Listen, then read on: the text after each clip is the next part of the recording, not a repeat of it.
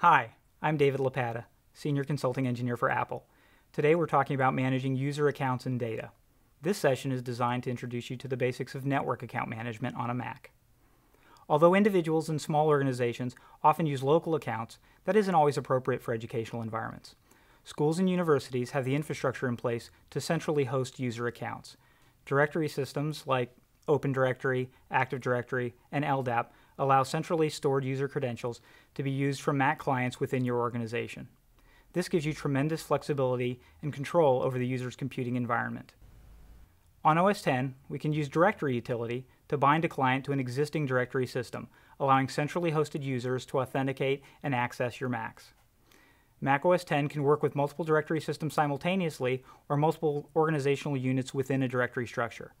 The process of binding a computer to a directory can be scripted or conducted remotely using command line tools, but for now, I'll simply launch Directory Utility and bind this client to our existing directory server. The Directory Utility is located in the Utilities folder in the Applications folder, but I'm going to go ahead and use Spotlight to find it quickly and launch it from there. Once it's launched, I can authenticate as an administrator and then add a directory service for this client to bind to. Once the client is bound, we see that we have a server responding normally, and we have full access to the directory services being provided, including networked accounts. Once a client is bound, these network-based accounts can be accessed whenever a user logs into a Mac or tries to connect to a service. This is an excellent choice for computers that have a reliable network connection and will not leave your infrastructure. For example, administrative desktops or fixed labs might effectively leverage networked accounts. In addition to having Mac clients leverage an existing directory, Mac OS X Server can provide centralized authentication services for both your Macs and Windows clients using our Open Directory facility.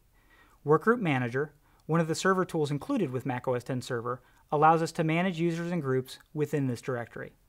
To manage these networked users, I connect to the Mac OS X Server as a directory administrator. From there, I can edit existing user accounts, manually create new users or groups, or import a list of users prepared from an external database, like a student information system. So let's launch Workgroup Manager and connect to our server. Workgroup Manager is one of the server tools included with Mac OS X Server. I've installed it on my client system, and so I can use this to remotely access the server. I launch Workgroup Manager and I'm asked to authenticate against the server using a directory administrator and password. At this moment, the only user in the database is the directory administrator, so the first thing I'm going to do is import a small list of users that I've prepared in advance. To import a user, I click on Server and then select the Import function. I can then select the file I wish to import and press the Import button. I now have a series of users added to the system. As you can see, importing users and groups into Open Directory can be easily handled with Workgroup Manager. However, it's important to note that OS X has a very rich command line toolset, allowing user account creation to be fully scripted or automated if your workflow requires it. Now that we have a few users in our directory, let's go ahead and look at one of them. We can look at a typical user, like Steve Severa, and find information about his account in general, as well as the home directory settings that we've established for him on the server. In this case, the users were imported with a networked home directory already defined. In the case of Steve, we can see from the URL and path information that he will be given a private folder to store his information and preferences in.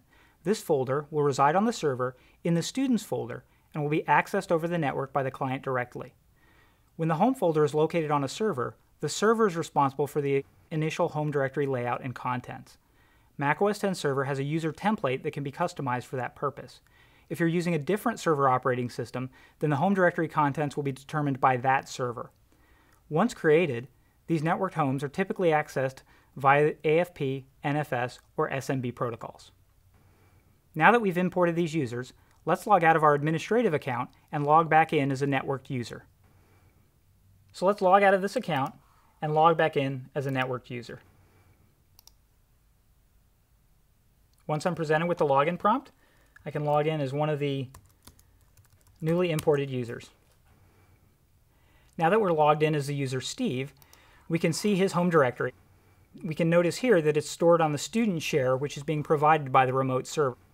We can also look under the System Preferences and look on the Accounts panel and see that Steve is a networked account and not a local account on the system. Network homes can be very useful since the entire computing experience follows the user from Mac to Mac. However, the bandwidth requirements must be closely watched to prevent the user experience from deteriorating. Additionally, some applications are not well behaved with network home directories, so test thoroughly before a general rollout.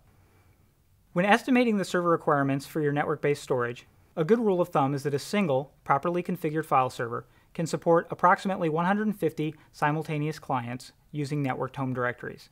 The actual number will vary depending on the configuration of your servers, the protocols used, and the available bandwidth, as well as other load factors.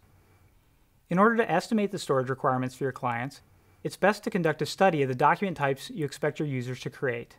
A good estimate will allow you to establish realistic disk quotas for your users as well. A simple starting point might be to budget around a gigabyte per user.